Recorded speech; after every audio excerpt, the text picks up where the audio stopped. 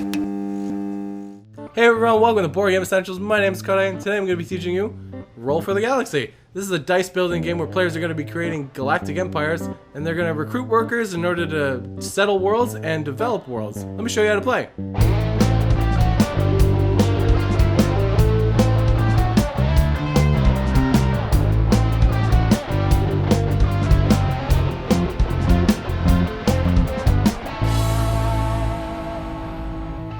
Each player receives a dice cup, a credit marker, which is the space-looking meeple, a player mat with the meeple on the $1 spot, a player screen, a phase strip, initial starting tiles, one faction tile, and one homeworld tile.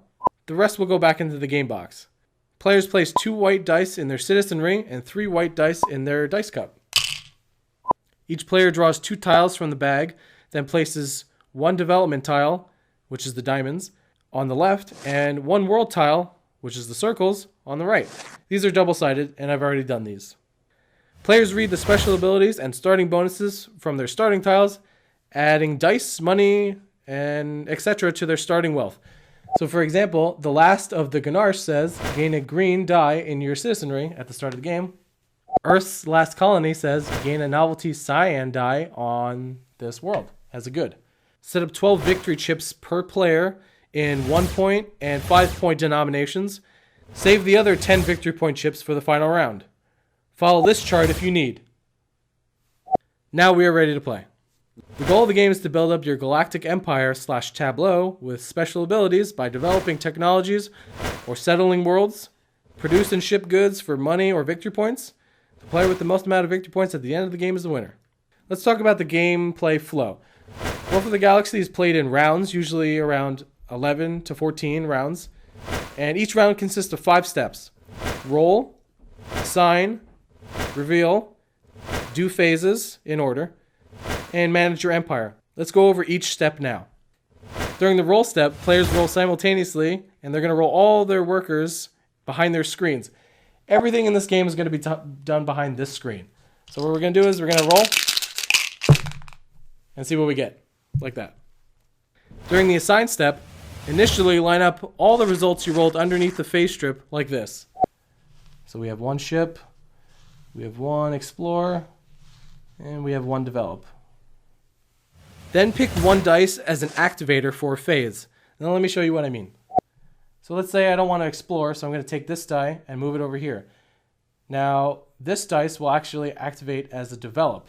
So now I have 2 dice in the develop column right now. So I'm expecting to do develop twice on this turn.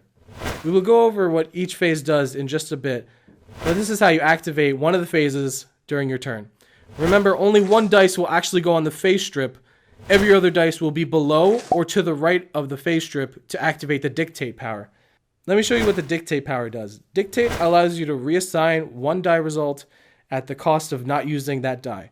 This dice will return to the cup during the reveal phase. This allows you to mitigate some of the luck when rolling the dice when you really need workers in a certain phase. So in this example, I can change 1 development worker into a settle worker when using dictate. Each other reassigned power can be used once per round as well. During the reveal step, every player lifts their screens announcing what they have selected. Flip the matching phase tile from its X side to the black side to indicate that this phase is active for all players.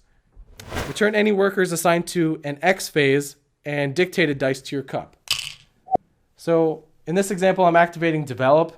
So develop's gonna activate. Let's say people activate explore and someone activates shipping, like that. During the do all phases step, all players simultaneously do all the selected phases in numerical order.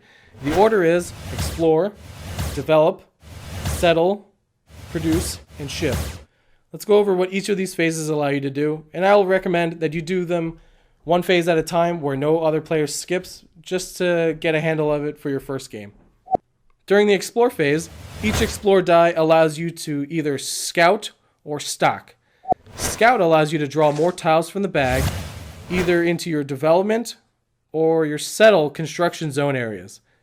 The formula for drawing tiles is X plus 1, where X is the number of discarded tiles from the construction zone. Then place the new tiles you acquired either in the development or settle zones underneath your current tiles there. So this action allows you to get new tiles or get rid of ones that you do not want. The stock action allows you to add $2 to your total, like so.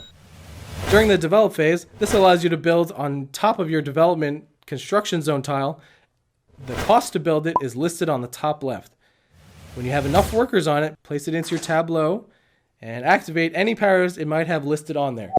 So for example, I have 2 develop workers as dice right here, and I'm going to drag them over to the development construction zone like so.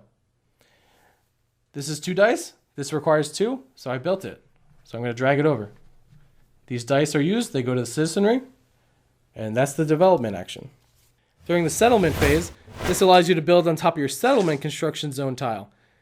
The cost to build this is also listed on the top left.